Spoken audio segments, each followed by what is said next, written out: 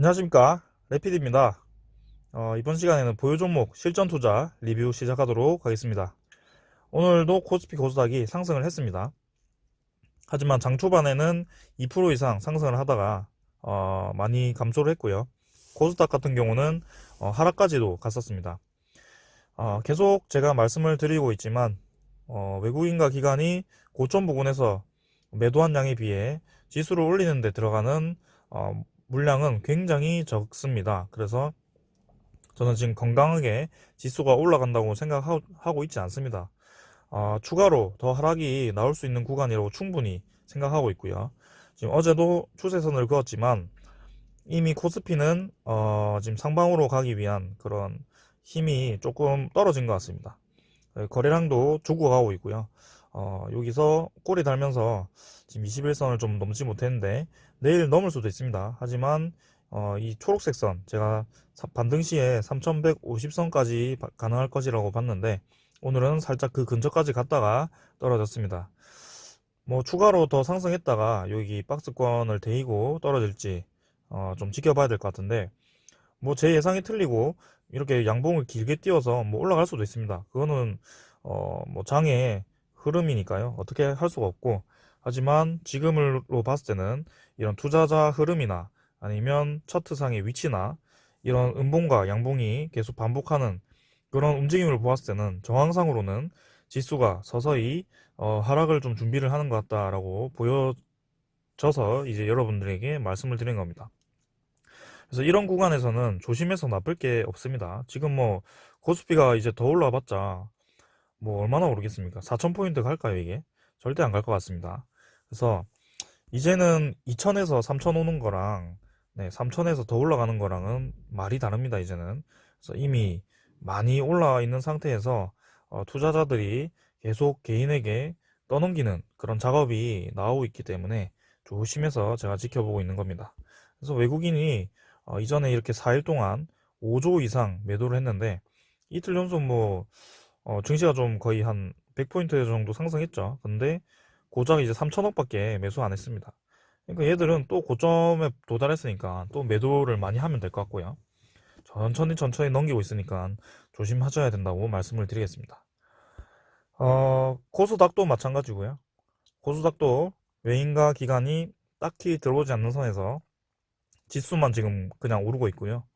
어제 이제 외국인이 좀 들어오긴 했습니다만 별로 마음에 들지 않습니다. 지금 움직임 자체가 불안불안해 보이고요.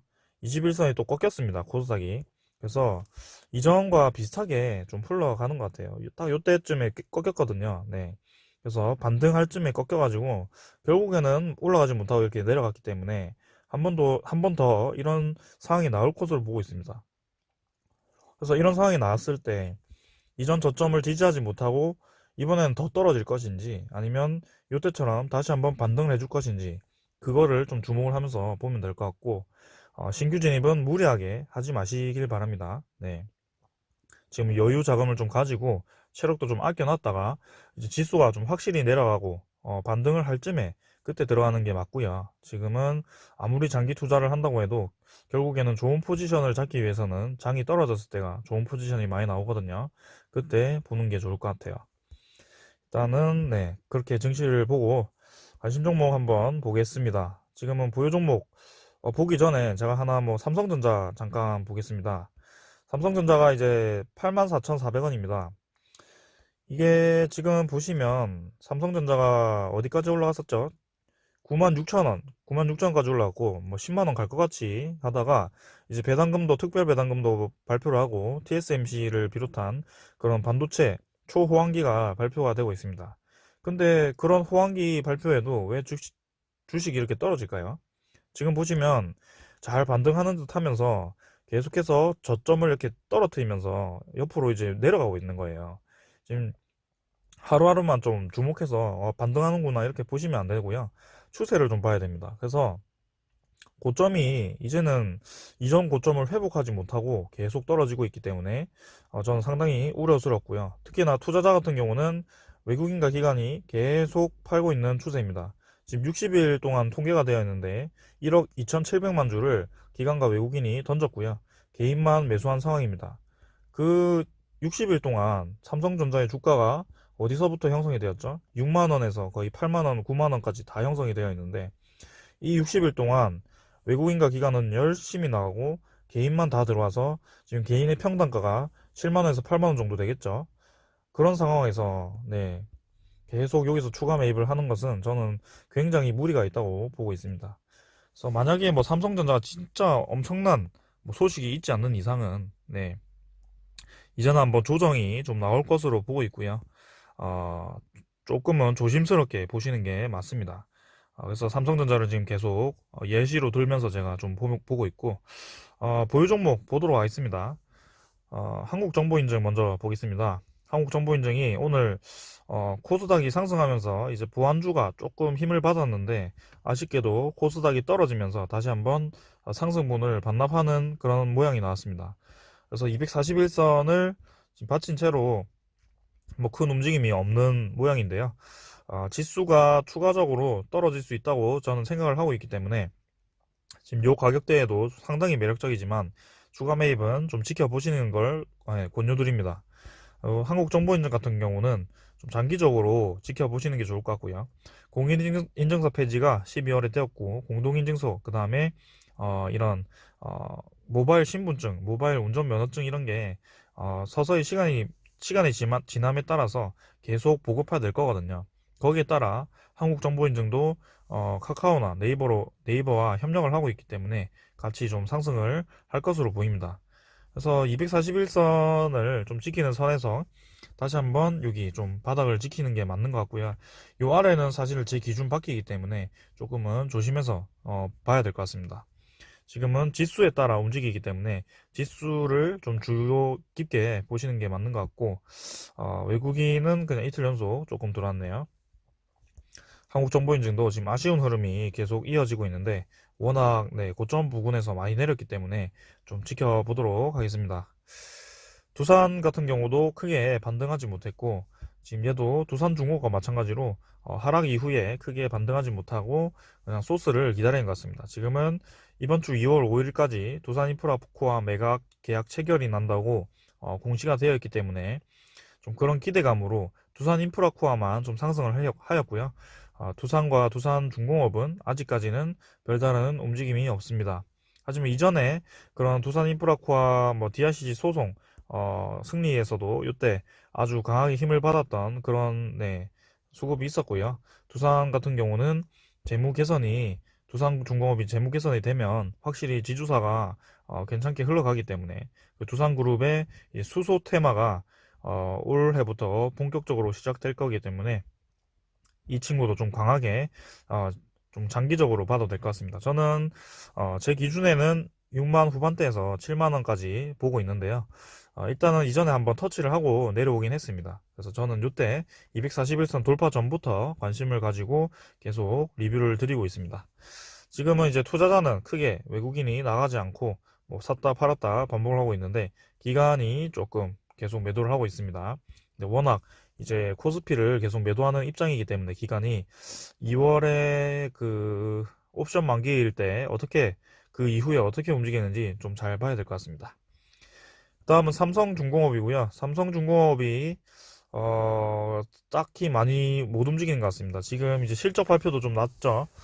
영업이익이 마이너스 7천억이었나요? 그리고 순이익도 꽤 많이 손실도 꽤 많이 났던데 뭐 다 예상되었던 그런 흐름입니다. 그래서 삼성중공업이 이렇게 본격적으로 움직이기 시작한 것은 조선에 대한 수주가 살아나서 그 다음에 선박에 대한 수요가 늘어났기 때문에 살아났던 거고요. 지금은 그런 순손실에 대한 그 리스크는 이미 이전에 다 반영이 되어서 주가가 상당히 많이 떨어져 있는 상태였습니다. 그 상태에서 힘을 받아서 좀 올라간 거고 삼성중공업 같은 경우도 이제는 좀 움직여야 될 것 같은데 얘도 증시가 힘을 많이 못 받으면서 크게 움직임이 없는 모습입니다. 그래서 뭐 기관이나 외국인이 딱히 막 들어오는 모습이 없기 때문에 탄력을 못 받고 있는 것 같고 수급이 지금 네, 거래량이 한번 터지는 그런 시기가 좀 와야 될 것 같은데 지금 빨리 7,000원대라도 좀 회복을 좀 해서 진행이 돼야 될 것 같습니다. 지금은 반도체 종목이나 뭐 배터리주 이런 거 제외하고는 지수가 좀 떨어지면서 상당히 좀 많이 떨어져 있는 상태고요. 네, 차트가 지지를 못하고 다 무너져 있는 상태이긴 합니다. 근데 지금 지수 조정이 좀 끝나고 다시 한번 반등장이 왔을 때 이런 종목들이 관심을 좀 받을지, 이제 반도체가 좀 조정이 나온다면 네, 순환매로 인해서 어떤 테마가 또 관심을 받을지 계속 지켜보겠습니다.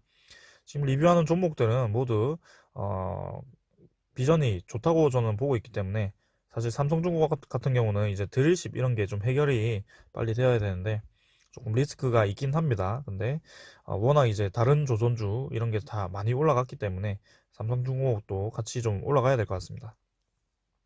그 다음은 SCI 평가 정보고요. SCI 평가 정보도 상당히 많이 하락해 있는 상태입니다. 지금 얘도 뭐 한국정보인증과 비슷하게 보안주가 모두 떨어지면서 지금 많이 떨어져 있는 상태고, 지금은 얘는 241선을 이미 벗어났었기 때문에 사실은 제 기준선에서는 네, 조금 힘들었습니다. 근데 지수가 워낙 크게 내렸기 때문에 좀 지켜보고 있고요.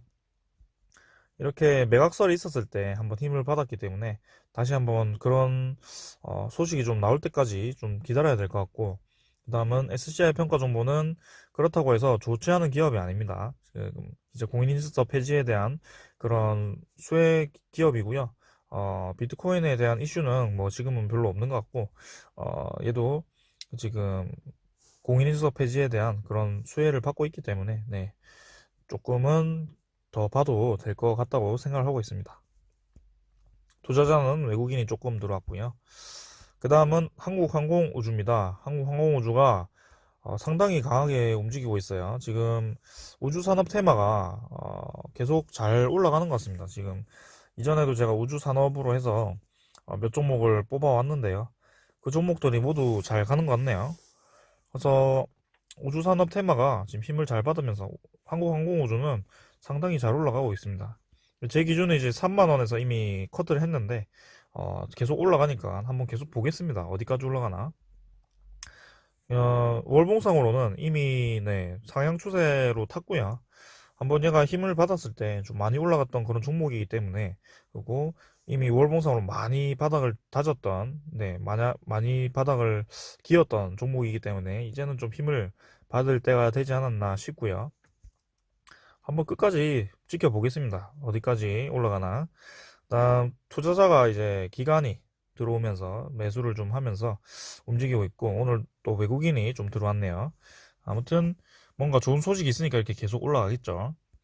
그 다음에 한국전력이 간만에 반등을 좀 했습니다. 그래서 121선 근처에서 반등을 좀 해줬고요. 오랜만에 양봉이 좀 나왔지만 이전에도 여기서 이제 한번 61선 위에서 받치는 척 하면서 지수가 떨어질 때 좀 하락을 했습니다. 그래서 저는 이제 코스피와 코스닥이 좀 더 떨어질 것이라고 보고 있기 때문에 지금의 양봉으로는 부족합니다. 거래량도 실려 있지 않고 그냥 저가 매수에 대한 일시적인 매수일 수 있기 때문에 좀 더 지켜봐야 될 것 같고요. 기간의 매도가 아직 멈추지 않았기 때문에 아직까지는 보수적으로 접근할 수밖에 없습니다. 그래서 연기금이 좀 그만 팔고 이제 좀 매도량도 좀 줄었긴 했는데요.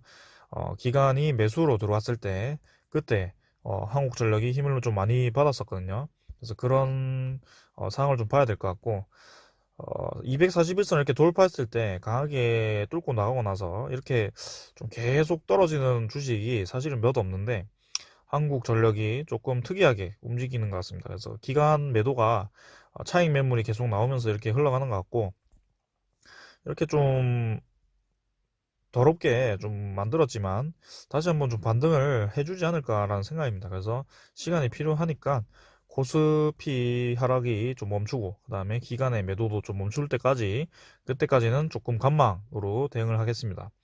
언젠가는 얘도 한번 좋은 포지션으로 자리를 잡을 것 같은데 그때 한번 보겠습니다. 얘도 지금 월봉상으로는 상당히 저점이라고 판단을 하고 있고, 이전처럼 여기 상성 초입기라고 저는 생각을 하고 있습니다.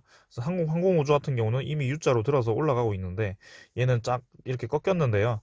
이전에도 한번 꺾이고 나서 다시 한번 올라가는 그런 경우가 있었기 때문에 한번 길게 보는 것을 추천드립니다. 한국전력이 상당히 저점에 있다고 저는 판단을 하고 있습니다. 이 이상 밑으로는 웬만하면 내려가지 않았었거든요. 네. 그래서 길게 보면 손해볼 종목은 아니라고 봅니다. 네. 네, 오늘은 여기까지 보겠습니다. 네, 계속해서 증시는 경계심을 가지고 좀 봐야 될 것 같고요. 어, 오늘은 이제 아시아 증시가 좀 반등을 하면서 같이 반등을 좀 했는데 미국의 움직임이나 그다음에 요새 이제 미중 무역 전쟁이 좀 조용하긴 한데 그런 에너지들이 이제 쌓아가고 있을 거거든요. 네, 쌓여가고 있을 거기 때문에 한 번은 도발을 하거나 그런 글로벌의 악재가 한 번은 터질 겁니다. 그때 굉장히 급하게 내려갈 가능성이 있습니다. 코스피, 코스닥. 그래서 이제는 잔치상이 끝났다고 좀 인식을 하시고 조심스럽게 대응을 하시라고 계속 말씀드리고 있습니다. 저는. 네. 요때부터 좀 말씀을 드린 것 같아요. 저는 이미 증시의 상승분이 끝나가고 있다고 생각을 하고 있습니다. 네. 그래서 오늘 여기까지 하고요. 앞으로도 계속 시황 분석하면서 이렇게 종목 하나하나씩 보겠습니다. 성공 투자하시고 계속 분석하겠습니다. 감사합니다.